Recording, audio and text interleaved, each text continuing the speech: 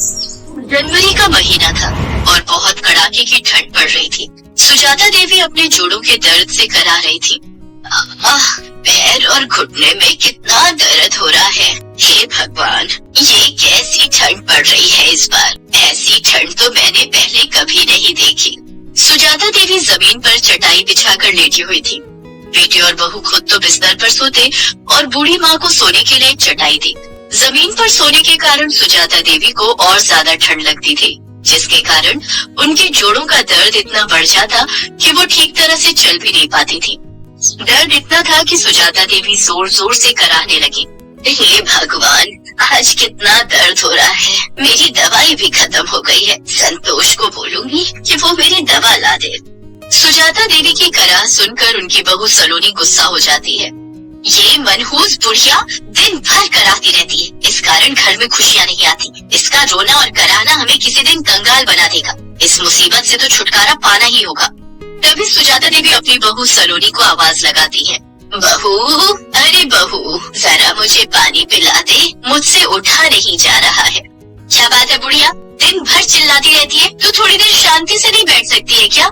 बहू, जोड़ों में बड़ा दर्द हो रहा है। संतोष से कहना मेरी दवा ला दे।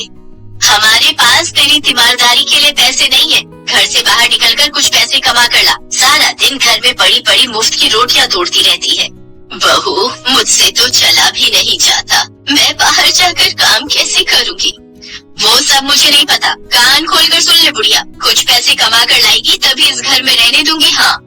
इतना कहकर बड़बड़ाती हुई सलोनी वहाँ से चली गई। आज ही इस मनहूस का पत्ता साफ करवाती हूँ। सुजाता देवी का बेटा संतोष एक परचून की दुकान चलाता है।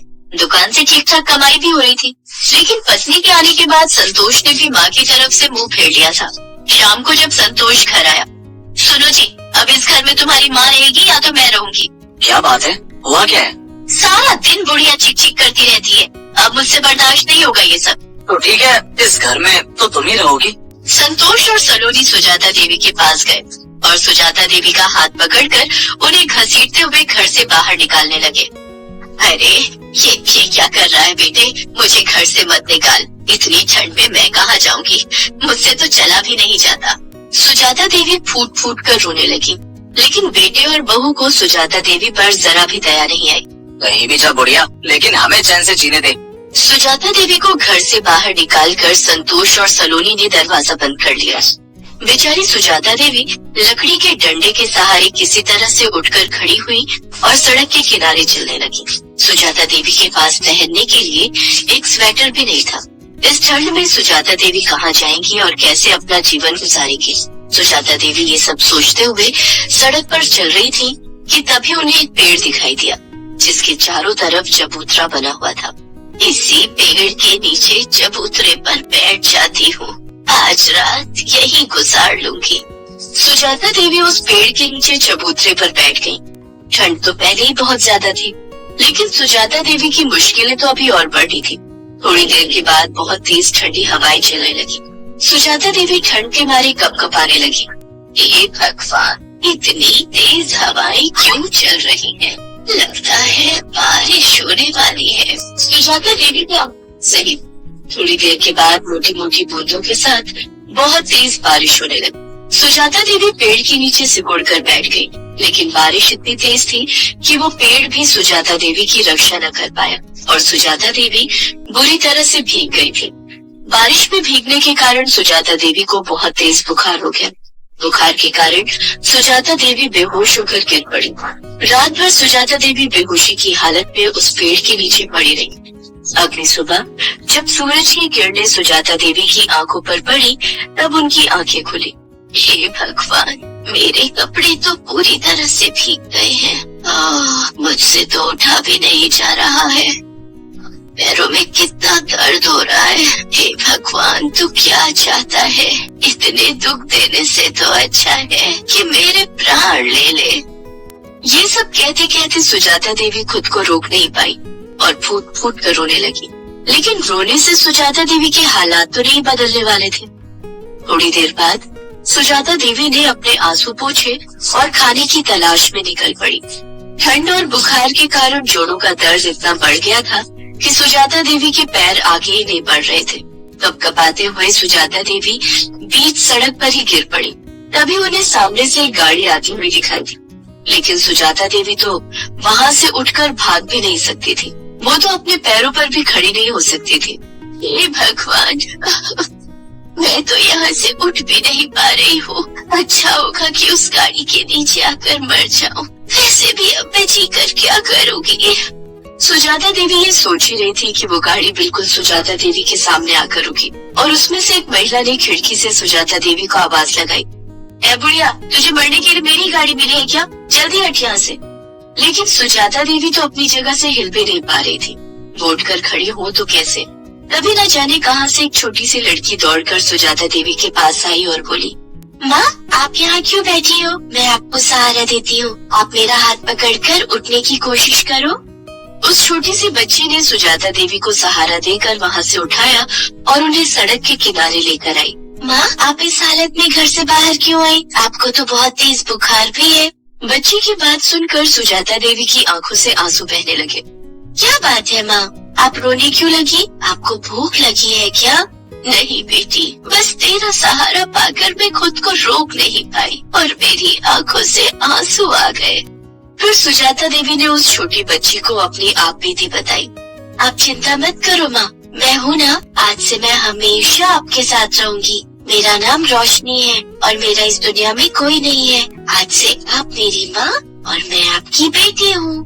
रोशनी की प्यारी प्यारी बातें सुनकर सुजाता देवी अपना दुख भूल गई और मुस्कुराते हुए रोशनी को गले से लगा लिया। माँ, मुझे आज से पहले इतना प्यार किसी ने नहीं किया। क्यों बेटी, तुम्हारे माता पिता कहाँ है? इस ठंड ने मेरे माता पिता की जान ले ली। उन्हें ठंड लग गई थी। उनके पास दवाई के पैसे नहीं थे। दवाई नहीं मिलने के कारण उनकी मौत हो गई और मैं इस दुनिया में अकेली रह गई।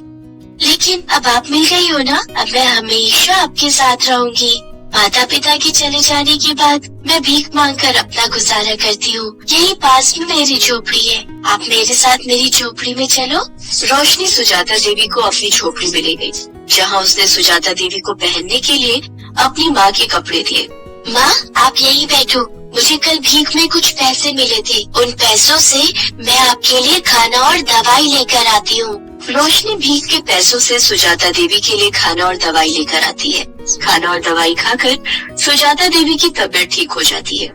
दूसरे दिन, रोशनी बेटा, आज से मैं भी तुम्हारे साथ भीख मांगने चलूंगी। नहीं माँ, तुम सड़कों पर ठीक से नहीं चल पाओगी। ठंड में बाहर निकलने से तुम्हारे जोड़ों का दर्द और बढ़ जाएगा। तुम घर पर रहकर आराम करो। नहीं रोशनी बेटा, तू अभी बहुत छोटी है। मैं तुझे अकेले कहीं नहीं जाने दूंगी। सुजाता देवी के बार बार कहने पर रोशनी सुजाता देवी को भी अपने साथ भीख मांगने के लिए ले जाती है।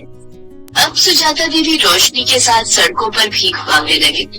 कभी कोई उन दोनों को भीख दे देता तो कभी उन्हें लोगों की बुरी बातें भी सुननी पड़ती थी।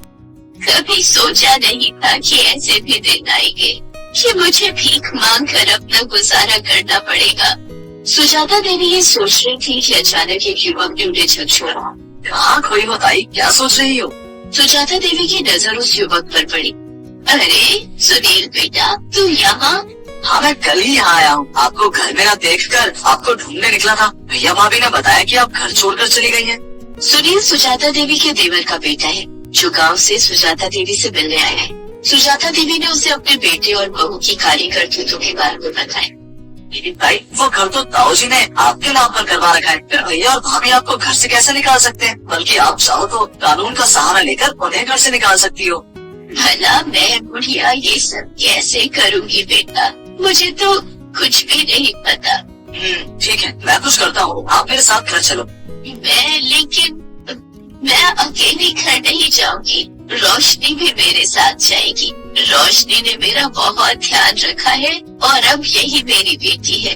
सुजाता देवी रोशनी और सुनील के साथ अपने घर आ गई। सुजाता देवी को देखकर उनके बेटे और बहू ने घड़ियाली आंसू बहाना शुरू कर दिया। आप तो मुझे छोड़कर कहाँ चली गई थी? चिंता मत करो भैया, ताई अब कहीं नहीं जाएगी, बल्कि अब आप लोगों के जाने की बारी है। ये क्या कह रहे हो सुनील भैया? भला हम लोग क्यों बाहर जाएंगे? क्योंकि मुझे ताई ने सब कुछ बता दिया है। तभी दरवाजे पर वकील भी आ गया जिसे सुनील ने बुलाया था। कानूनी रूप से ये घर सुजाता देवी का है और वो जिसे चाहे इस घर में रख सकती हैं और जिसे चाहे निकाल सकती हैं। वकील साहब, मेरे घर से मेरे बेटे और बहू को बेदखल कर दीजिए। ये सुनते ही संतोष और सलोनी सुजाता देवी के पैरों पर गिर गए और माफी मांगने लगे। माँ जी मुझे माफ कर दीजिए, हमें घर से मत निकालिए, हम कहाँ जाएंगे, बाहर कितनी ठंड है।